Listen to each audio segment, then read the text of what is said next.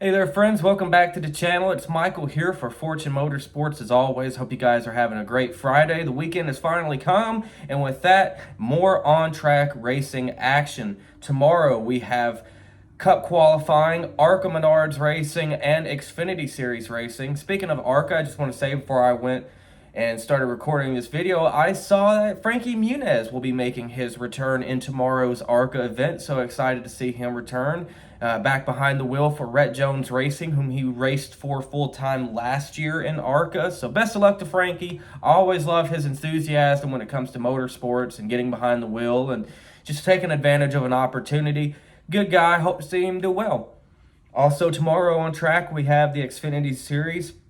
They will have their third Dash for Cash event because if Talladega wasn't hectic enough, let's take 4 drivers and have them also battle for an additional $100,000. I know 2 junior motorsports drivers, Allgaier and Mayer, have qualified for this one.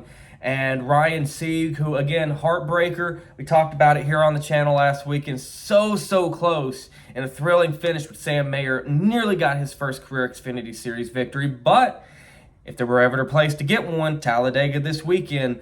And there's one more driver qualified for the Dash for Cash. It may be a GGR driver. I truthfully can't remember at the moment. So if you know the answer, drop it down in the comments. But with that being said, Sunday, the Geico 500. It's the big one. It's our third of the super speedways this season. Of course, we started off the year with Daytona and Atlanta back-to-back.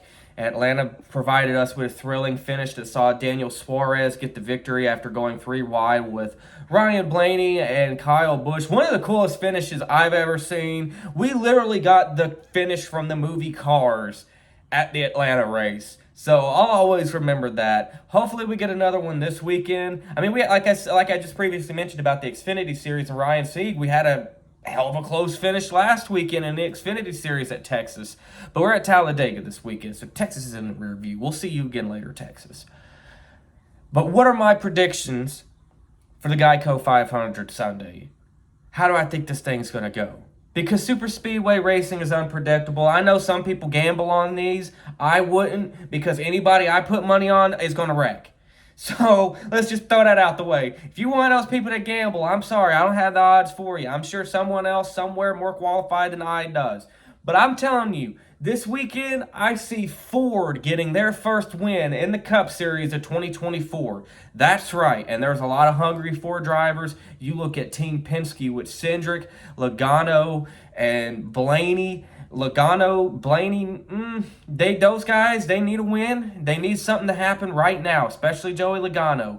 Ryan Blaney, the defending champions, had a better season than his teammates, really carrying the flag for Penske. I could see primarily either Logano or Blaney getting the victory from the Penske stable. But Austin Cindric is a former Daytona 500 winner. I did not want to discredit that. It takes a hell of a lot of skill. Right place, right time. Call it what you will. But it takes a lot to do that. So again, Team Penske overall, I can see either one of those 3 drivers getting the job done. We look at RFK. Brad Keselowski is going to get a win behind that 6 car this year. I just feel it in my bones. And he has, 5 or 6 career victories at Talladega. He's an ace of these super speedways. He knows how to get it done. And his teammate, Chris Buescher, not too shabby on the super speedways either. And now we look at Stuart Haas on the Ford side. If I had to think of which one of them would probably have the best shot on the super speedway, either Gregson or Briscoe, because Briscoe's really been carrying the banner for that team this year in the 14 car.